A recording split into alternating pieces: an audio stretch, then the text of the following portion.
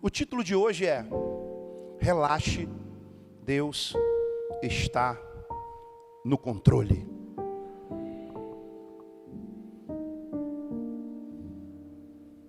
Aquele ali sou eu semana que vem.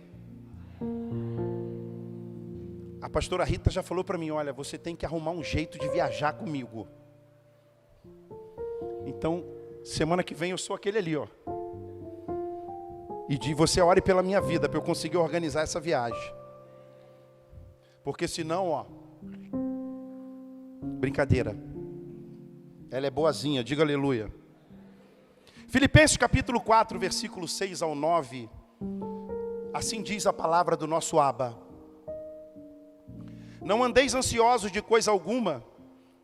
Diga comigo, em tudo. Diga de novo, em tudo. Amém, segura aí. Sejam conhecidas diante de Deus as vossas petições, pela oração e pela súplica, com ações de graça.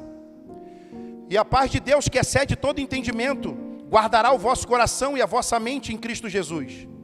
Finalmente, irmãos, tudo que é verdadeiro, tudo que é respeitável, tudo que é justo, tudo que é puro, tudo que é amável, tudo que é de boa fama, se alguma virtude há e se algum louvor existe, seja isso o que ocupe o vosso pensamento. O que tem que ocupar o nosso pensamento? Vamos lá. Finalmente, irmão, tudo que é verdadeiro, respeitável, tudo que é justo, tudo que é puro, tudo que é amável, tudo que é de boa fama, se há alguma virtude, se há algum louvor existe, seja isso que ocupe o vosso. O que também aprendeste, recebeste e ouviste, e viste em mim, isso praticai. E o Deus da paz será convosco. E o Deus da... Eu não sei você, mas a gente vive dias de tanta correria.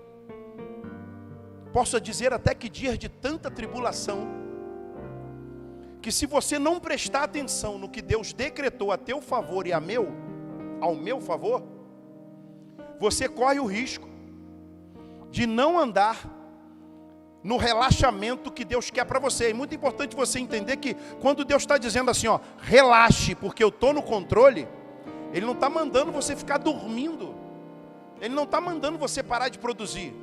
Ele está dizendo para você assim, ó, confia em mim, porque o controle é meu. Você já viu aquela história do... Alguém aqui jogou videogame? Já viu quando você está passando de uma fase para outra e você ganha, passa para outra fase e você não quer largar o controle? Já viu isso? Sabe o que Deus te fala hoje? Largue o controle. Entregue o controle na mão de Deus. Ele sabe o que vai fazer, Ele sabe a nova fase, Ele vai te introduzir na nova fase. Os ciclos, quem fecha e quem abre é Deus. A sua função é saber detectar quais são os ciclos e estar preparado para entrar e sair do ciclo. Que isso, pastor? Posso te dar uma notícia? Não fica triste não. Nem todo mundo que começou com você vai terminar contigo. Que isso, pastor? Como é que vai ser meu coração? Como é que vai ser minha vida? Pastor, Deus está dizendo para mim hoje que eu tenho que relaxar porque Ele está no controle? Sim. Deus está no controle, por isso não viva uma vida ansiosa. Você sabe que esses dias eu fui frontalmente atacado pela ansiedade? Que isso, pastor? Você parece tão tranquilo.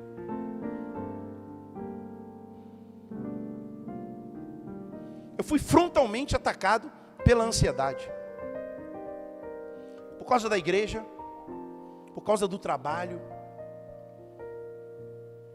E aí sabe o que o Senhor falou para mim? Fica tranquilo, relaxa, porque eu estou no controle. Pastor, mas como é que você faz? Sabe o que a Bíblia diz?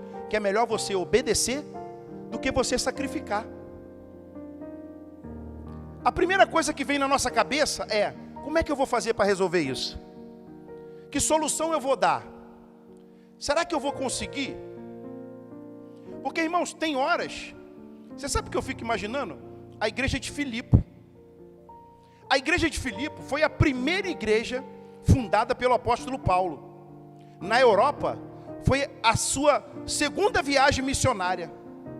E você imagina, irmãos, que o apóstolo projetou uma grande chegada e chegou preso. Preso. Debaixo de chicote. E como é que pode um homem que chega preso, que chega debaixo de chicote, que chega sofrendo, escreve Filipenses capítulo 1, versículo 12.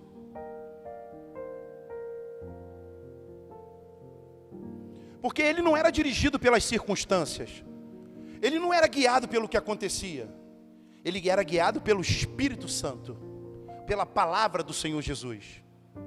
Olha isso aqui, irmão, Filipenses capítulo 1, versículo 12. Quero ainda, irmãos, certificar-vos de que as coisas que me aconteceram têm antes contribuído para o progresso do Evangelho. Sabe o que eu tenho aprendido? Na vida do crente vencedor, até quando dá ruim, dá bom. Até quando algo dá errado, você pode se preparar, porque a Bíblia diz que todas as coisas contribuem para o bem daqueles que amam. Daqueles que amam? Ah, pastor, o que Paulo está nos dizendo é que quando nós humanos não temos controle, nem temos a solução nas mãos,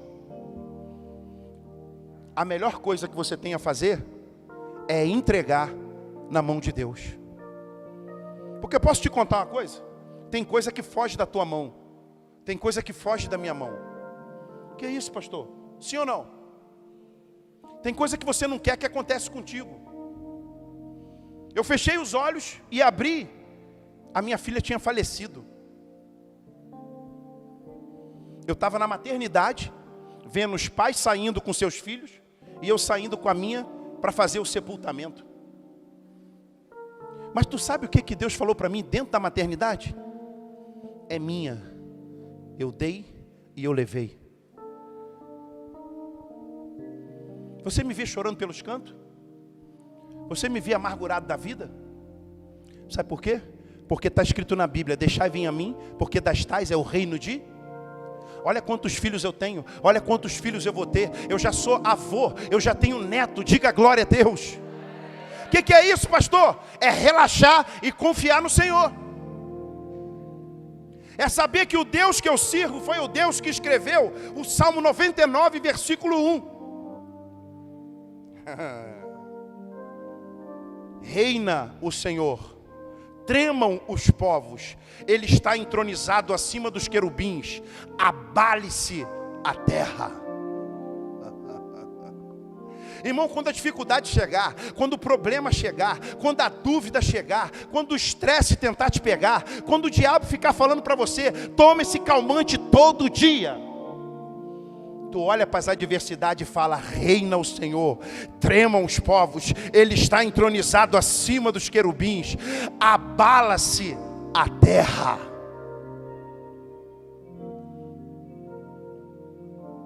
Eu queria te falar um pouquinho sobre o currículo de Paulo, para ver se eu e você temos problema mesmo.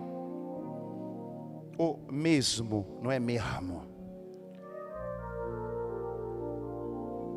Ricardo, vamos ver o currículo dele? Porque pode ser que eu ache que tem algum problema maior que o do Paulo. Apóstolo Paulo enfrentou, durante a sua caminhada, ele foi perseguido em Damasco, ele foi rejeitado em Jerusalém, ele foi esquecido em Tarso, ele foi apedrejado em Listra, ele foi assaltado em Filipe, ele foi escorraçado em Tessalônica, ele foi enxotado de Bereia, ele foi chamado de tagarela em Atenas, ele enfrentou problemas de oposição em Corinto, a ponto de chamá-lo de impostor, ele enfrentou feras em Éfeso, ele foi preso em Jerusalém, ele foi acusado em Cesareia, ele enfrentou um naufrágio indo para Roma, ele foi picado por uma serpente em Malta, ele chega em Roma preso e algemado. Se tem alguém aqui presente hoje com um currículo mais poderoso de perseguição do que esse, levante a sua mão. Ninguém. Eu sabia que não tinha. E depois de passar por tudo isso, ele escreve aos irmãos de Filipe: eu quero que vocês saibam de uma coisa: as coisas que têm me acontecido têm antes contribuído para o progresso do Evangelho. Eu conversava com uma jovem ontem e ela veio falar comigo chorando: pastor, as pessoas na escola estão escorraçando e falando coisas para mim porque eu me converti. Eu disse para ela: você já ganhou esse menino para Jesus que está falando besteira para você? Ela: ainda não. Eu falei: então ganha ele para Jesus. E a segunda coisa que eu disse para ela: o que estão falando para você é verdade? Eu ensinei para ela: não é verdade, porque a verdade diz que você é mais que vencedora em Cristo Jesus. Diga aleluia. E aí ela foi mudando. E eu quero te dizer uma coisa: as circunstâncias, ela não pode ultrapassar o que Deus tem projetado para você.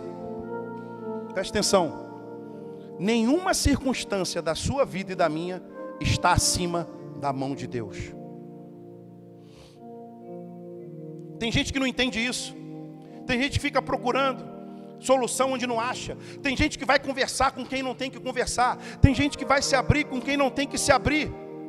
Filipenses 2:5. Irmão, você tem que estar conectado com quem está na mesma ligadura com você. Você tem que estar conectado com quem mergulha na graça, com quem vive da graça, com quem respira a graça. De sorte que haja em vós o mesmo sentimento que houve em Cristo Jesus. Sabe qual é o sentimento que tem que haver em nós? O mesmo de Cristo. Amar o próximo, servir o próximo, se entregar ao próximo. Que é isso, pastor? Irmão, se não houver em nós o mesmo sentimento que houve em Cristo,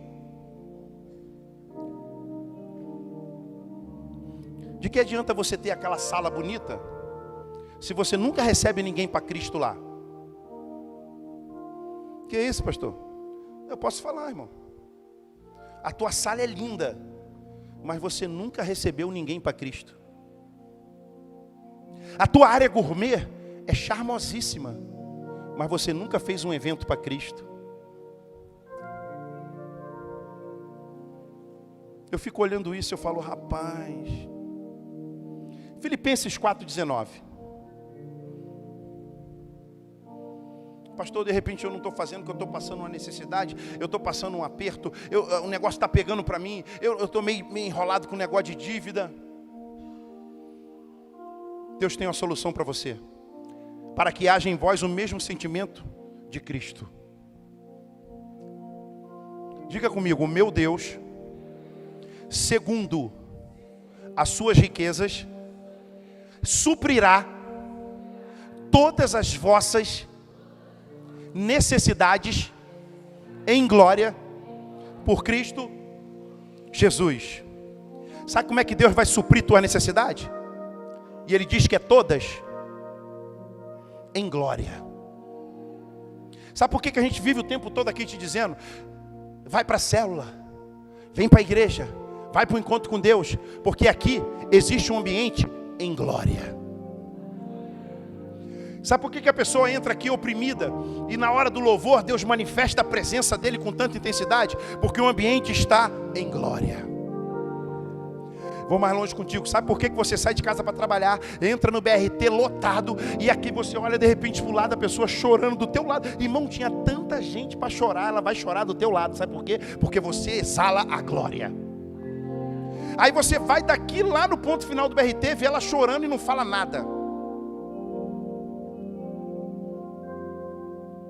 Sabe o que você tem que dizer para ela? Cada vez que a minha fé é provada, tu me dás a chance de crescer um pouco mais. Na nas montanhas e vale, desertos e mares que atravesso me levam pra perto de ti. Minhas provações não são maiores que o meu Deus. Aí ela chora, e não vão me impedir de caminhar. Ela continua chorando e tu fala: se diante de ti não se abrir o mar, Deus vai te fazer andar por sobre as águas. Aí bota a mão na cabeça e fala: rompendo em fé, minha vida se revestirá do seu poder.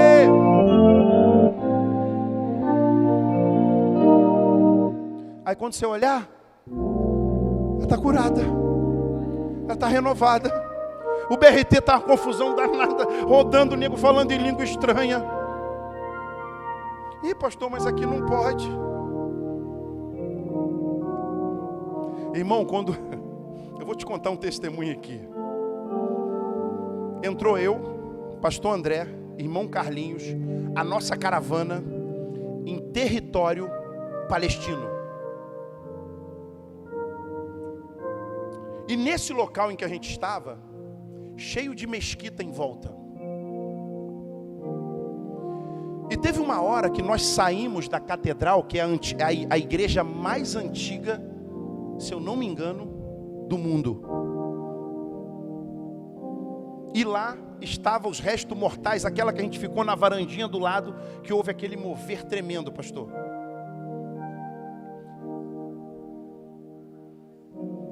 Onde foi anunciado para Maria o nascimento do menino. E nós entramos na catedral, visitamos os pontos dentro da catedral, no subterrâneo. E quando nós saímos, do lado esquerdo assim, tinha uma varanda. E ali o pastor Ricardo começou a ministrar uma palavra, que quando ele acabou de ministrar a palavra, a glória se manifestou com uma intensidade tão grande, que todos da caravana só chorava, falava em língua, e a gente puxando louvor, e aconteceu algo sobrenatural, porque a gente ficou num canto, é como se todo mundo passasse ali para entrar na catedral, fazer um circuito, e sair onde a gente estava. As pessoas, ao invés de entrar, vinham na nossa direção. Sabe o que eu vi ali? Não importa o lugar, não importa o território, não importa onde você estiver, tremam as terras, gema as nações, o Deus que você serve é um Deus poderoso. Irmão, saímos dali, daquele território que parecia hostil, com a presença de Deus, as pessoas olhando para a gente, conversando, um mistério tremendo. E o meu Deus, segundo as suas riquezas, suprirá todas as vossas necessidades em glórias por Cristo Jesus. O mesmo Deus que sustentou sua vida até aqui, olhe para mim, o mesmo Deus que sustentou até hoje, vai te levar até o fim. Que é isso, pastor? Segundo e último ponto, Deus está no controle. Por isso, ore. Mas que é isso, pastor?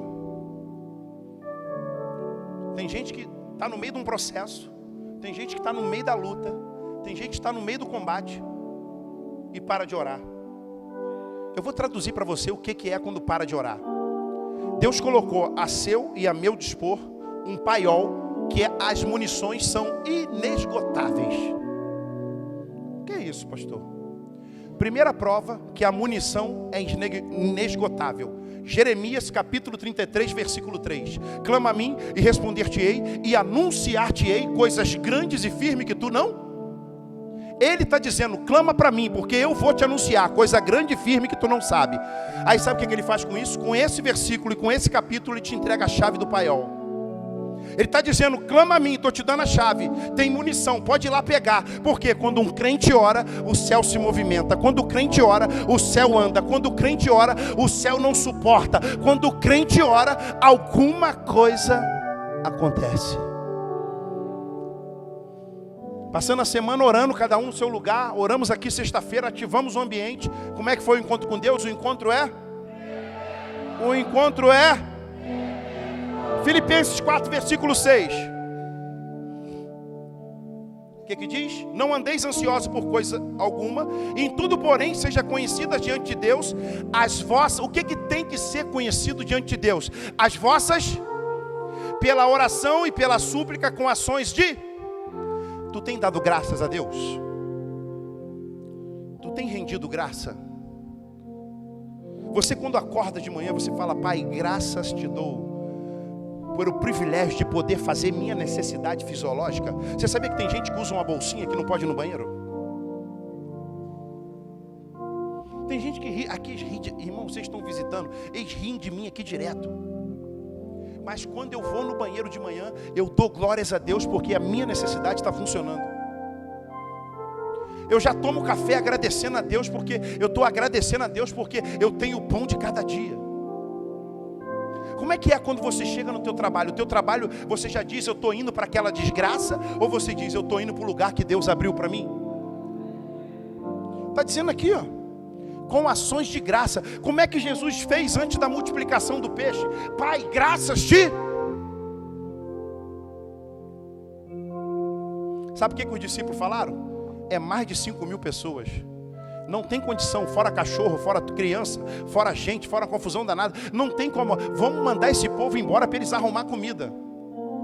Jesus olha para os discípulos e fala assim: posso te dar uma ideia? Os discípulos: pode. Senta todo mundo. Falar sentar uma cadeira confortável que você está é fácil. Agora falar para sentar no meio do deserto. Só o Deus do impossível, que tem a fábrica de pão e é dono do mar. E depois que todo mundo comeu, a Bíblia diz que sobejou, ninguém aguentava mais olhar. Ele falou: quantos cestos lotados? Ele: vários cestos. Leva para casa, distribui para quem precisa. Quando você rende graça, a multiplicação é aplicada. Quando você rende graça, o céu se movimenta. Quando você murmura, Deus fala: que isso? Para que isso?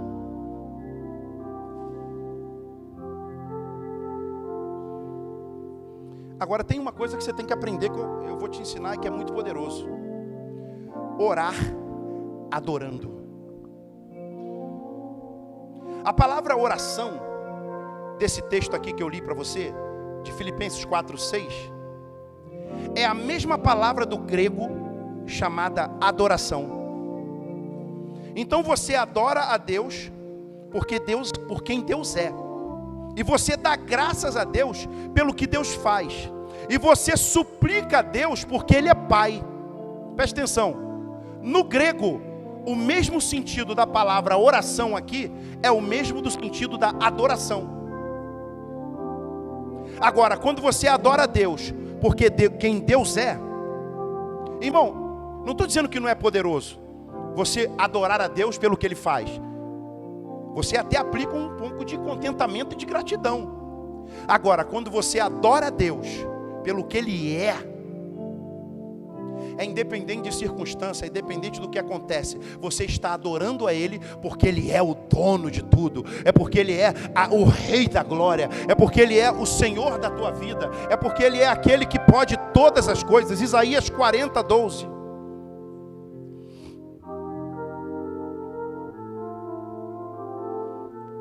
Quem mediu, meu irmão, preste atenção nisso aqui. Quem mediu na concha da sua mão as águas? Quem mediu na concha das suas mãos as águas? E tomou a medida dos céus aos palmos, e recolheu numa medida o pó da terra, e pesou os montes com peso, e os outeiros em balanças. Eu vou repetir para você. Quem mediu na concha da mão as águas de todo o planeta? O teu Deus. Quem tomou a medida do céu? Sabe como é que deu? Irmão, eu tenho que, às vezes eu tenho que tirar a medida, eu pego trena, é trabalhoso demais. Sabe como é que Deus mede o céu? Um palmo, 2 palmos, 3 palmos, 6 palmos. Está medido. Agora eu quero falar uma coisa contigo. Um Deus que mede o céu na palma da mão, o que Ele não pode fazer na tua, na minha vida e na vida de você que está em casa. Isaías 40, 26. Levantai ao alto os vossos olhos e vede quem criou essas coisas. Foi aquele que faz sair o exército delas segundo o seu número. Ele a chama em todas as estrelas pelo seu nome. Por ser ele grande em força e forte em poder, nenhuma faltará. Ele chama todas as estrelas pelo seu nome. Por ele ser grande em força e forte em poder, nenhuma faltará.